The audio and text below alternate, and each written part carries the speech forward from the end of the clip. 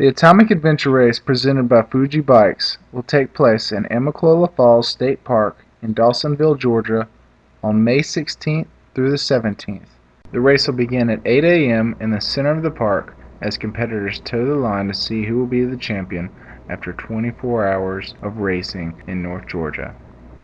As the gun goes off, delegates from each team will race down the Amicalola Falls Road to the reflection pool, where they will pick up a scavenger hunt list which enables teams to earn gear raffle tickets as they race. This prologue helps to thin out the teams before they ascend trail to the top of the falls. The trail to the top of the tallest cascading waterfall east of the Mississippi River is enough to get any athlete's heart rate spiked right from the beginning of the race.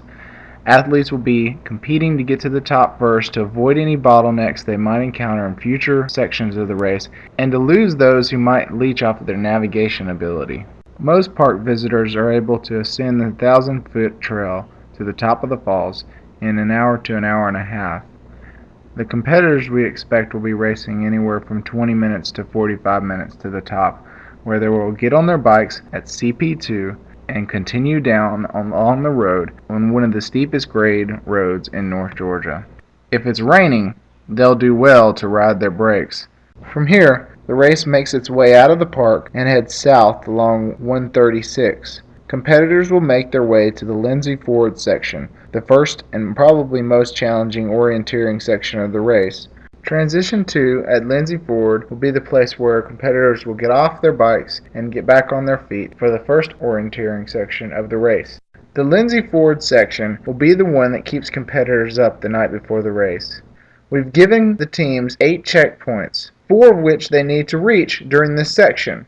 Teams may pick whichever 4 they want to achieve, and they may get them in any order. Upon returning, all that needs to be verified is that they visited 4 of the 8 checkpoints. There are certain strategies and tactics that will work well during this section for teams that have good navigation, and others that will work well for teams with good physical conditioning but poor navigation. It's up to the teams to decide which path they will take and which is best for their own team. It will be very likely that the best orienteering teams will come out of this section on top. Let's take a closer look at the checkpoints of the Lindsay Ford section and analyze what might be the best route. The southernmost tip of Lindsay Ford contains 3 checkpoints, 5, 6, and 7, who are close to one another but far away overall from the campground where competitors are starting.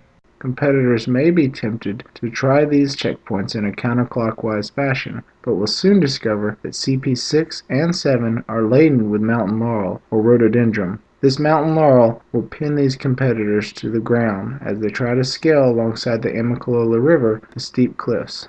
4 and 8 are 2 checkpoints which may be common to many teams' strategies. 4 offers one of the best views of the Amicalola River and the Lindsay Ford area in general. Teams that continue along down that road will find that it dead ends at the Amicalola, where an old ford used to be. Teams looking to get to 8 will have to ford the river, bushwhack up a relatively steep hill, and find the checkpoint in a pit in the ground. 1, 2, and 3, shown here from the right to the left, are some of the closest checkpoints to the Lindsay Ford campground. Competitors may be tempted to go and get 1 and 2 because they are so close, but these are some of the most difficult to find checkpoints in the Lindsay Ford section due to some difficulty in matching the lay of the land with what shows up on the map. 3 is a fun and interesting checkpoint, placed roughly 10 feet underground in the ruins of a rock cellar, after which the road that leads to it is named. Once clear of their 4 checkpoints, competitors will exit the Lindsay Ford section via the Lindsay Ford campground. Returning to their bikes after 2 hours of trekking through the woods, competitors will continue their 27-mile bike ride over pavement, gravel, and dirt, picking up CP5 at Steel Bridge along the way. Entering Dawson Forest's City of Atlanta track, competitors will ride some single track to get to CP6 and CP7, and hopefully it will have rained before the course, making this section quite muddy. As part of this section of the race, riders will get to enjoy some sweet downhill action as they careen down the trail.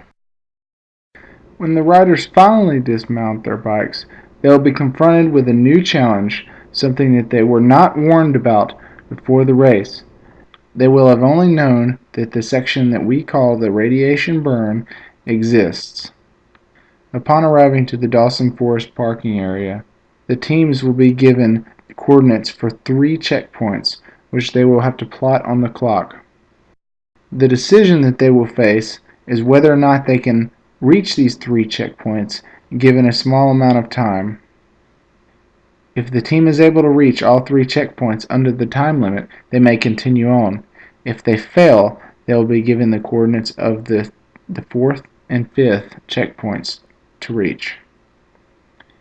If, however, the team decided early on that they could not reach the 3 checkpoints within the time limit, they can opt to get the 4th and 5th coordinates immediately. This gives them a slight advantage as they are able to do them all in a loop. The real losers of this section will be those who try to accomplish the 3 checkpoints and under the time limit, but ultimately fail. Whatever option the teams take, they will get burned during this section. Whether it's the lactic acid buildup in their legs as they sprint through the first 3 checkpoints, the midday sun as it beats down on competitors, or the briar patches that will tear at competitors' legs as they are forced to get the 4th and 5th checkpoint. Immediately following the radiation burn, teams will travel by foot along 318 Dawson Forest Road until they get to the Highway 9 put-in for the Etowah River. This section is approximately 3 miles and will give them ample time to either outdistance their competition or let the lactic acid from the radiation burn in their legs work its way out.